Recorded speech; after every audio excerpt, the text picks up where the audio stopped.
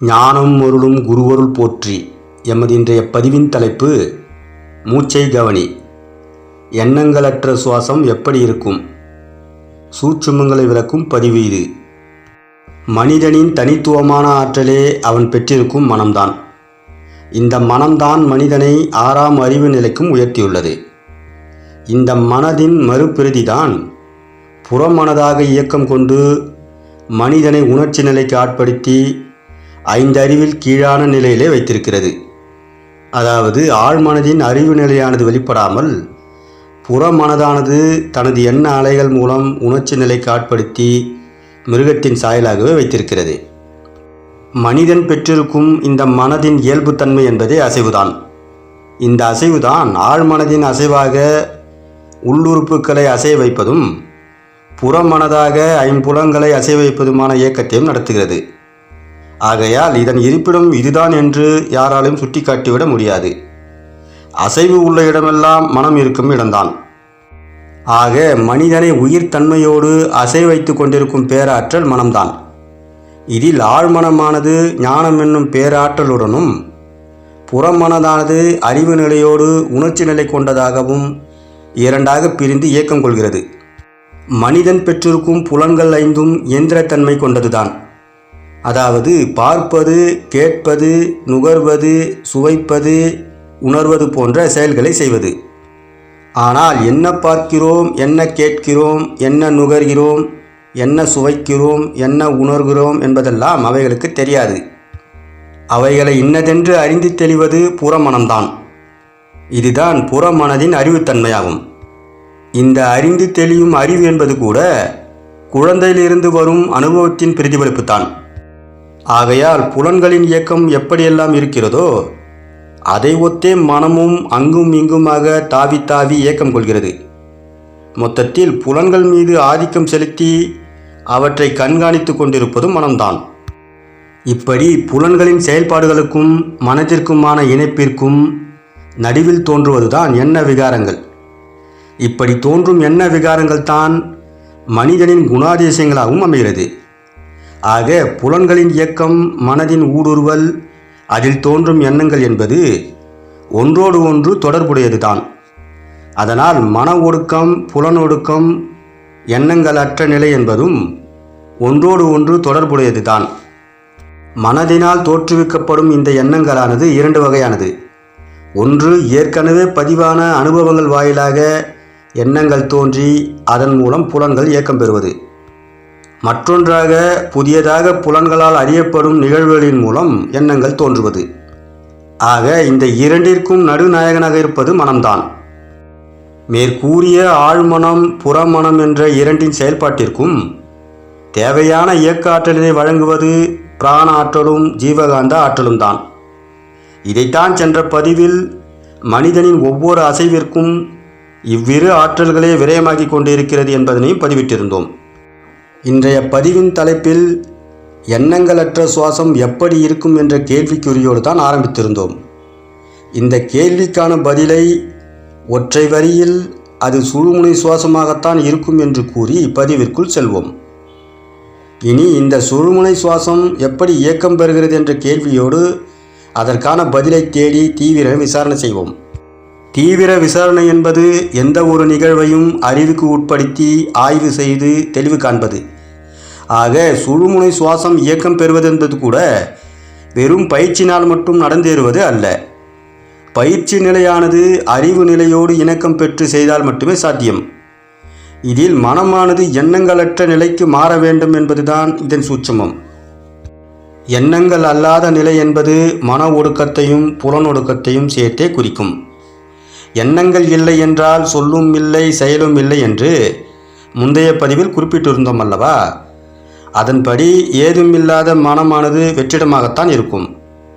மனம் வெற்றிடமாதல் என்பது ஏறக்குறைய மரணத்திற்கு ஒப்பான நிலைதான். உறக்கம் என்பது கூட தினம் தினம் சாக்காடு என்று சித்தர்களின் சொல்லாடல் இருப்பதை நாம் அறிவோம். அப்படி கூறியதற்கு காரணமும் உண்டு. உறக்கத்தில் மனமும் இருக்காது, எண்ணங்களும் இருக்காது, அறிவும் இருக்காது, புலன்களின் இயக்கமும் இருக்காது. மொத்தத்தில் எந்த அசைவும் இன்றி பிணம் போலத்தான் கிடப்போம். ஆக உறக்கத்திலிருந்து எழுந்தால் மட்டுமே மீண்டும் அது பிறப்பாகிறது. ஆனால் சித்தர்கள் கூறும் இந்த எண்ணங்களற்ற நிலை என்பது அறிவுடன் இயக்கம் பெறக்கூடிய நிகழ்வாகிறது.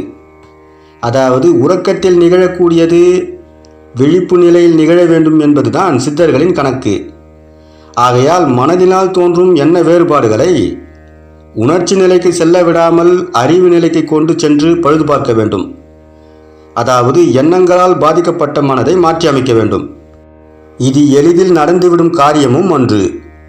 சொல்லும் இல்லாமல் செயலும் இல்லாமல் ஓரிடத்தில் அமைதியாக அமர்ந்து விட்டாலும் மனதின் பழைய எண்ண பிரதிபலிப்புகள் ஒவ்வொன்றாக வெளிப்பட்டு கொண்டேதான் இருக்கும்.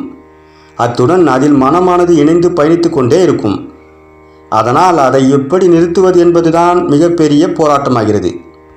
இப்படி எண்ண விகாரங்களானது மிக வலிமை வாய்ந்ததாக இருப்பதற்கு என்ன காரணம் என்றால், அது வித்தின் வழியாக பிறவி வழி தொடர்ந்து வருவதால் தான்.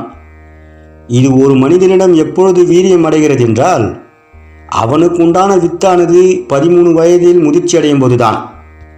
இதற்கு உதாரணமாக ஒன்று கூற வேண்டுமானால், எண்ண விகாரங்களில் ஒன்றான காமமானது யாருக்கும் சொல்லி தெரிய வேண்டியதாக இருப்பதில்லை. அது தானாக வருவதை நாம் பார்க்கலாம். ஆக காமம் மட்டும் அல்லாமல் மற்ற உணர்வுகளும் இப்படித்தான். இதை வைத்துத்தான் புதியது ஏதும் உள்ளே வராமல் பார்த்து கொண்டாலும் வித்தில் பதிவானவற்றை என்ன செய்வது என்ற கேள்வியும் இன்று வரை இருந்து கொண்டேதான் இருக்கிறது. இதற்காக சித்தர்கள் தரும் உபாயம்தான் ஞான யோகம். அதாவது யோகம் என்பதை பயிற்சியாக மட்டுமல்லாமல் நம்மிடம் உள்ள எண்ண விகாரங்களை உணர்ச்சி நிலைக்கு மேலோங்க விடாமல் அதனை அறிவு நிலைக்கு ஆட்படுத்தி தீவிர விசாரணை செய்து புறந்தள்ள சொல்கிறார்கள். எண்ணங்கள் எதனால் வருகிறதென்றால் புலன்கள் 5 வருகிறது என்று கூறிவிடலாம். ஆனால் எந்த புலனால் எந்த எண்ணம் வருகிறது என்றால் இதனை சரியாக சொல்ல முடியாது. எதை பார்க்கிறோம், எதை கேட்கிறோம், எதை பேசுகிறோம், எதை நுகர்கிறோம், எதை உணர்கிறோம் என்பதை பொறுத்துத்தான் அது காமமாகவோ மோகமாகவோ கோபமாகவோ லோபமாகவோ அல்லது துன்பமாகவோ அகங்காரமாகவோ உருவெடுக்கும். மொத்தத்தில் ஏதாவது ஒரு புலனின் செயல்பாடானது ஏதாவது ஒரு எண்ணத்தை தோற்றுவித்தபடியாக தான் இருக்கும். ஆக மனிதனின் செயல்பாடானது ஏதாவது ஒரு எண்ணத்தில் மூழ்கியேதான் இருக்கும். இதனால் தான் மனிதன் எப்போதும் உணர்ச்சி நிலையிலே இருக்கிறான். இந்த உணர்ச்சிகளின் வேறுபாட்டால் தான் அவனது சுவாசமும் ஏற்ற இறக்கங்களோடு வேறுபாடு கொண்டதாகவே இருக்கிறது. இந்த வேறுபாட்டால் தான் பிராண ஆற்றல் வரையமும் ஜீவகாந்த ஆற்றல் வரையமும் ஏற்பட்டு கொண்டே இருக்கும். ஒரு நிலையில் இரண்டின் பற்றாக்குறையும் தேவையும் அதிகரிக்கும்.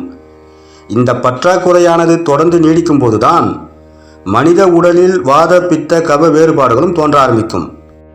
இந்த வாத பித்த கப வேறுபாட்டால் அது சம்பந்தப்பட்ட நோய்களும் தோற்றம் பெற்று வலுப்பெற்று உடல் உள்ளுறுப்புகளையும் அதன் இயக்கத்தையும் பாதித்து மனிதனை பலவீனப்படுத்தி அவனது ஆயுளையும் குறைத்துவிடும். ஆக எண்ணங்களே சுவாசத்தை பலவீனப்படுத்துகிறது. அதற்கு புறமணிமே காரணம் மூலமாக இருக்கிறது என்பதை அறிவுபூர்வமாக நாம் உணர வேண்டும். சலனமில்லாத நீரோடையில் நமது பிம்பம் தெளிவாக தெரிவது போல சலனமில்லாத மனதில்தான் நாம் யார் என்ற பிம்பமும் தெரியும். ஆக நாம் யார் என்ற தெளிவு ஏற்பட மனமானது சலனமற்ற நிலைக்கு செல்ல வேண்டும் என்பதே நம் சித்தர்களின் கூற்றாகவும் அமைகிறது. இதனால் தான் மனதின் உணர்ச்சி நிலை எண்ணங்களை அறிவின் கண் கொண்டு ஆராய்வு செய்ய வேண்டும் என்கிறார்கள் நம் சித்தர் பெருமக்கள். புலன்களின் செயல்பாடும் அதனால் வரும் எண்ணங்களும் நம்மை கோபப்படுத்துகிறதா அல்லது காமவயப்படுத்துகிறதா அல்லது மோகம் கொள்ள வைக்கிறதா என்று உணர்ச்சி நிலைக்கு ஆட்படாமல் அறிவின் கண்கொண்டே கண்காணிக்க வேண்டும். நம்முடைய புலன்களால் அறியப்படும் நிகழ்வானது சாதாரணமாக இருந்தாலும் அதை நம் மனம்தான் வெவ்வேறாக உருவப்படுத்திக் கொள்கிறது என்பதனையும் அதனால்தான் நம் சுவாசமும் விரயமாகிறது என்பதனையும் அறிவுபூர்வமாக அறிந்து தெளிவு பெற வேண்டும். இப்படி எண்ணங்களை உற்று நோக்கி கவனிப்பதுதான் மூச்சை கவனி என்பதின் சாரம்சமும் ஆகும்.